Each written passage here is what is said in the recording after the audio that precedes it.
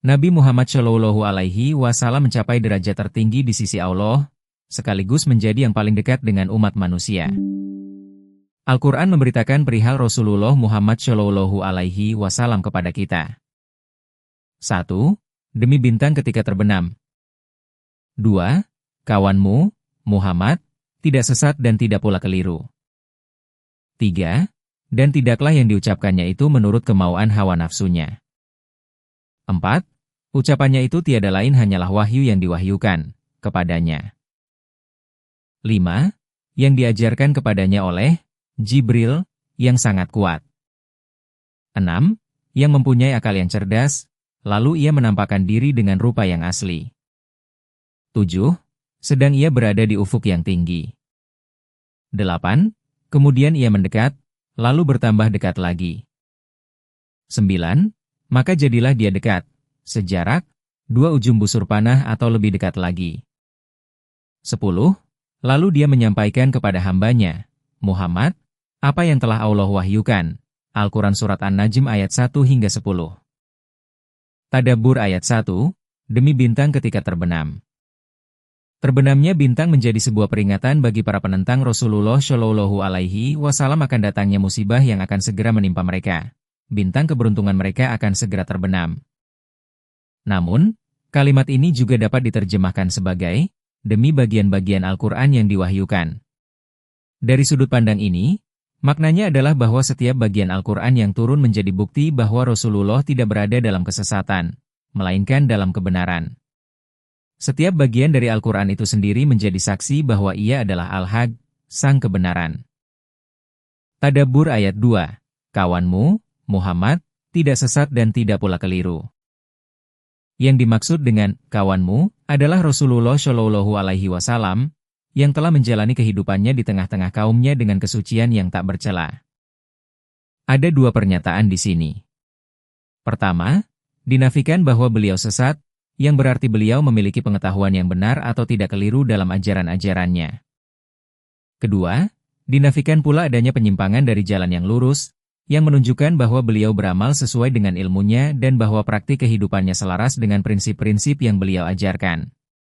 Ayat ini adalah bukti yang sangat kuat bahwa menurut Al-Quran, Rasulullah Shallallahu Alaihi Wasallam adalah pribadi yang ma'sum, terjaga dari dosa. Tadabbur ayat 3-4, dan tidaklah yang diucapkannya itu menurut kemauan hawa nafsunya.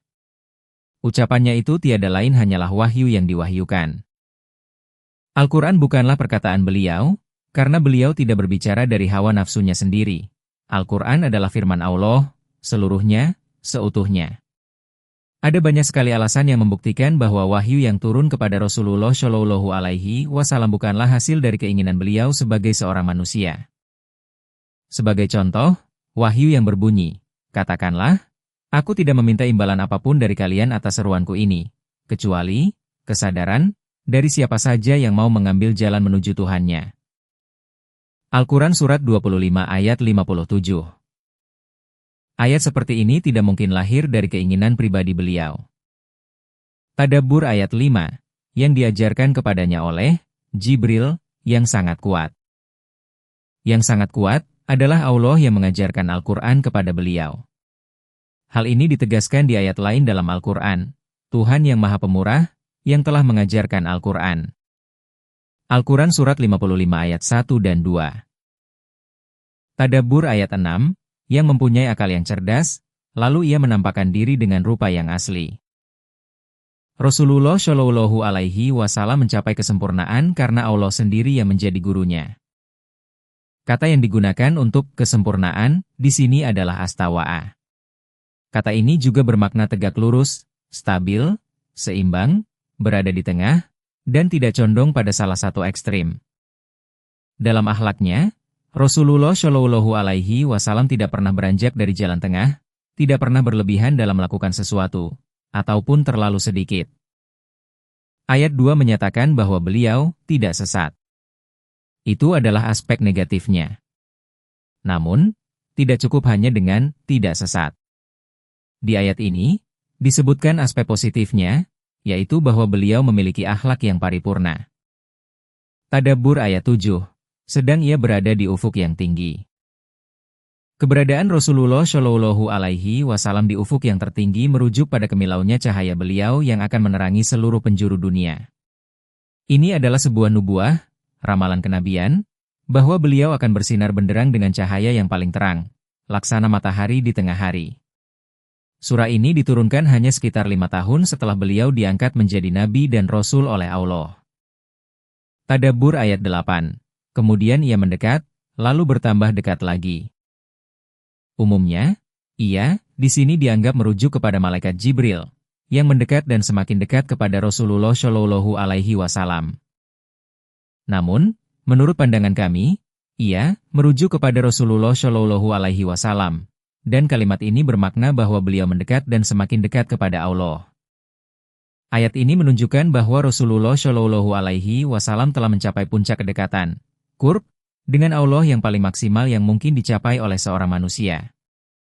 Tadabbur ayat 9. Maka jadilah dia dekat, sejarak, 2 ujung busur panah atau lebih dekat lagi. Ungkapan, sejarak 2 ujung busur panah, qaba qausain, menunjukkan persatuan yang erat.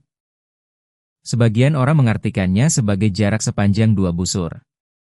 Jika demikian, artinya Rasulullah Shallallahu Alaihi Wasallam lebih dekat kepada Allah daripada panjang 2 anak panah. Makna yang lebih indah dapat digali dari tradisi Arab pra-Islam.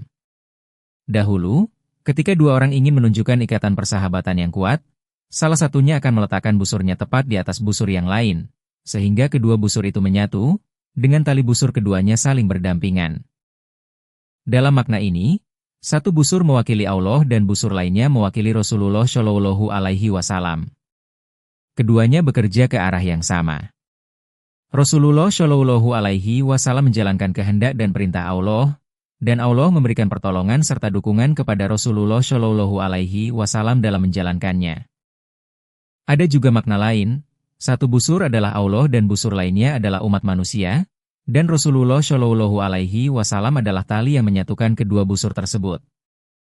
Tali dari kedua busur itu adalah satu dan sama. Di satu sisi, Rasulullah Shallallahu Alaihi Wasallam begitu dekat dengan Allah dalam pengabdiannya. Di sisi lain, beliau begitu dekat dengan umat manusia dalam menebarkan kebaikan kepada semua orang.